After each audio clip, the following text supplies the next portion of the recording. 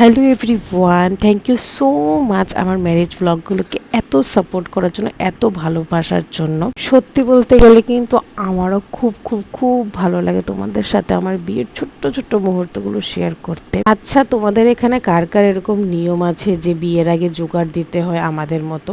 আমাদের কিন্তু বিয়েতে নিয়ম হয়েছে কি, বিয়ের কোনো শাড়ি বা কোনো কিছু কেনার আগে জোগাড়টা আগে দিতে হয়। তো আমার যেহেতু আশীর্বাদটা 3 মাস আগে হয়েছে বিয়ের, তাই কিন্তু কলকাতাতে যাওয়ার আগে ছোট্ট করে ঘরেই 5 জন মিলে একটা জোগাড় দিয়েছিল। আর এটা ছিল বড় করে জোগাড় আশীর্বাদ থেকে আসার পরে জানুয়ারি মাসের ফার্স্ট উইকের দিকে সবাই মিলে দাঁড়িয়ে কি সুন্দরভাবে এনজয় করছে জিনিসটার। এটাই ছিল কিন্তু আশীর্বাদের পরে আমার বাড়ির থেকে শুরু হওয়া ফার্স্ট রিচুয়াল। এই রিচুয়ালটা কাদের বাড়িতে আছে, কাদের কিরকম নিয়মে এটা হয়, সেটা কিন্তু কমেন্টে জানাতে ভুলবে না। এক্স্যাক্টলি এইভাবে হয় কিনা। দেখো বাচ্চাগুলো দাঁড়িয়ে আছে, রিজু, গোলু, সবাই, বর্দি ভাই, মেজদি ভাই, মামি, মেজমা, আরো অনেকজন ছিল। খুব কিন্তু মজা হয়েছিল। আমি কিন্তু শাড়ি পরেছিলাম, সুমিতা আন্টি, কস্তুরী আন্টি, শুক্লা কাকিমণি, বড় মা, পিছনে চর্দি ভাই। জানো তো ওই দিন না আমার মধ্যে একটা মিক্সড ফিলিংস কাজ করছিল। আই থিঙ্ক যেটা সবারই হয়, এটাই ন্যাচারাল। প্রথম একটা রিচুয়ালস বাড়িতে, আমি বুঝতে পারছি না, আমার খুশিও লাগছিল সবাইকে এরকম ভাবে দেখে যে আমার বিয়ের জিনিসগুলো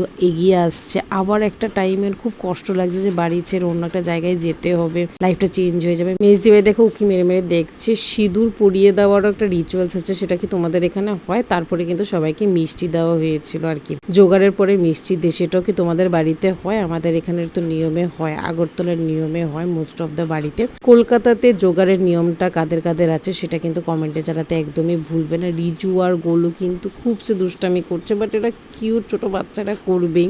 বেশ কিন্তু মজা লেগেছে সবার সাথে একসাথে। একটা পুচকি বেবিও এসেছে, আমাদের পাড়ারই হবে। দেখো কস্তুরী আন্টি, মামি সবাই খুব হাসাহাসি করছে। মামিকে কি করেছে দেখো, সিঁদুর দিয়ে ভূত বানিয়ে দিয়েছে। সবাই কিন্তু খুব আনন্দ করেছে, এটা আমি বলতে পারি। আর সবাই বলেও যে আমার বিয়েতে সবাই মিলে খুব আনন্দ করেছে। সবাইকেই কিন্তু খুব ভালো লাগছে, সুন্দর লাগছে। একদম সিঁদুর খেলা খেলেছে কিন্তু সবাই একদম মন ভরে। আমার তো বেশ ভালো লেগেছে। মিক্সড ফিলিংস হলে কি হয়েছে, মজাটাও কিন্তু ডাবল ছিল। 7 বছরের রিলেশন, ফাইনালি বিয়ে করবো, সেটারই একটা আলাদা অনুভূতি। সুমিতা আন্টি, শুক্লা কাকিমণি সবাই কিন্তু হাসতে হাসতে গল্প করছিল। এইবার সবাই গিয়ে কিন্তু বসেছিল বড়মাদের ঘরে, একটু মিষ্টির প্যাকেট নিয়ে গল্প টল্প করছিল, সবাই হাসাহাসি করছিল। দেখো খুব মজা হয় কিন্তু এরকম ভাবে বসে গল্প টল্প করলে। গোলুকে দেখো এখানে কিন্তু মামনি আশীর্বাদ করে নিচ্ছে, সবাই আশীর্বাদ করেছে। আশীর্বাদ করার একটা নিয়ম থাকে নতুন বিয়ের কনেকে। আমি একদম সিম্পল ভাবে সেজেছি। মামনি আমার সাথে ফটো তোলো। তখন মামনি খুব রোগা হয়ে গেছিল, এত বিয়ের প্রেসারে এত কিছু মামনির মাথায় ছিল না, তাই এই জন্য এখানে দিদাও আশীর্বাদ দিয়ে দিল,